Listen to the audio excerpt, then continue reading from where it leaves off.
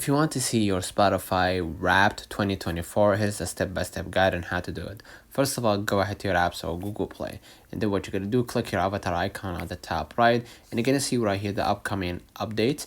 If Spotify was included in the automatic update, go ahead and please update the app so you can get the latest version. So go back to your screen, and each end of the year Spotify shows the Wrapped, meaning all the highlights for your music, what you saw inside, what you listened to this year on Spotify, right? So you can see right here Wrapped at the top, right, to see your highlights from 2024, and then you're gonna be able to see the stories, right?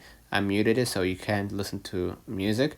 And as you can see right here, you're gonna see your 2024 Spotify Wrapped. So each end